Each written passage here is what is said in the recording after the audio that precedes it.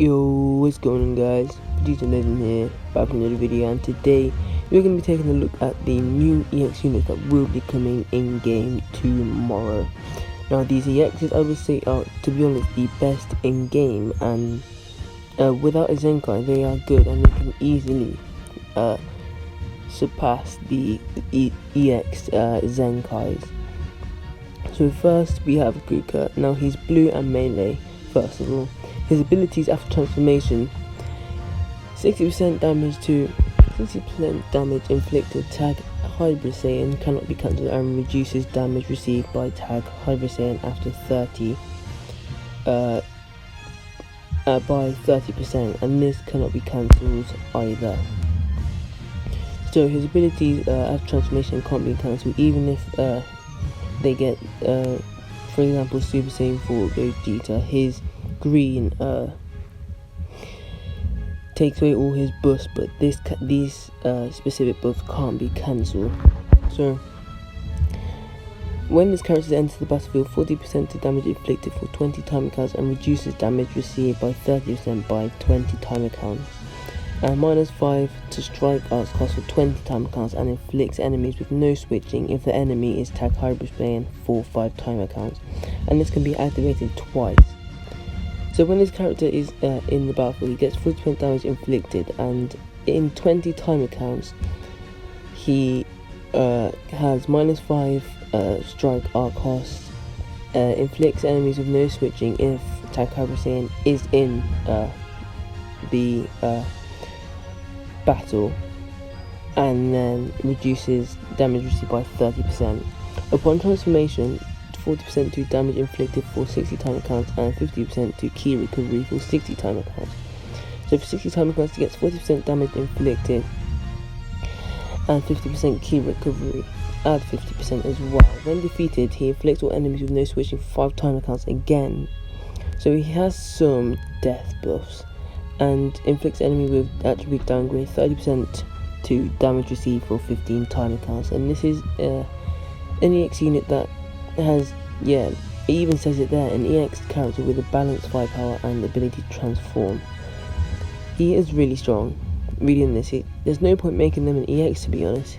If they are as good as some Sparkings, then just make them a Sparking. But since they're EX, it makes them a lot stronger. Okay, so next we have Zanya, and she's yellow and range as well, so mainly lasts. From battle start to 80 timer counts, 60% to damage inflicted, this cannot be cancelled. Minor fast blast arc cannot be cancelled, so she mains blast. 60% damage inflicted when she starts the battle, and for 80 timer counts. From the start of the battle, for 60 timer counts, reduces damage received by 40% and increases charge speed by level 1, and this cannot be cancelled. So this is for 60 timer counts, which is actually pretty long and not bad for an EX unit. When this character enters the battlefield, plus 40% damage inflicted for 20 timer counts, and increases arc charge speed by level 1 for 5 timer counts, and 50% to ki recovery for 20 timer counts. Now, this unit mains blast, which is quite nice, having another nice blast unit. Plus 40% blast damage inflicted when the character enters the battlefield, and this only happens for 20 timer counts. Increased charge speed for 5 timer counts, and ki recovery for 20 timer counts. With her main ability, restores own ki by 50 and restores own vanishing gauge by 70%. So basically her vanishing gauge is almost fully restored, and she restores ki by 50. Nullifies enemies with special actions that activate when charging 15 timer counts, which is actually quite nice as well. So all these happen when she uses her main ability. With her special art, she restores her ki by 50%, by 50, and plus 20% to damage inflicted for blast as well, for 10 time counts, and destroys all your cards and randomly draws 2 new ones. So this is like the green of the purple Trunks transforming one, and with her green she restores ki by 50 as well, which is quite nice. Most units restore ki by 30 or 40, but this one restores ki by 50. Next we have Bujin support type as well, which is actually quite nice. I haven't seen much support units, to be honest. He's green as well. While this character is on the battlefield, applies the following effects to the enemy when switching characters: reduce ki by 30, inflicts damage attribute, -1 arts card speed, 15 timer counts. So for 15 timer counts, when the character enters the battlefield, he restores the opponent's ki by 30% and inflicts downgrade attribute -1 card art or speed. On special arts, it seals 1 slot randomly for 10 time counts and 40% to inflict paralyze. So he does have some paralysis buffs in him, which will be quite annoying. I mean, paralysis itself is actually quite annoying as well. So with an EX with paralysis, that's a good thing to hear. On special move art, it inflicts enemy with attribute downgrade -100% to ki recovery. Wow. And this only for 10 time counts and 100% chance to inflict enemy with bleed.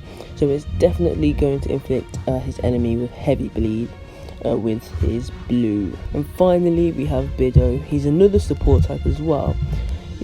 He applies the following effects to allies when the character is switched in standby: restores health by 10, 20% strike damage inflicted, 20% damage inflicted for tag Heraclan. With his main ability, he draws a special arts next and restores ki by 50 and plus 30% to strike damage inflicted for 20 timer counts. So when he gets switched out, all these buffs are given to the unit that is switched in, and all these units will be used together, I think, together with the Bojack.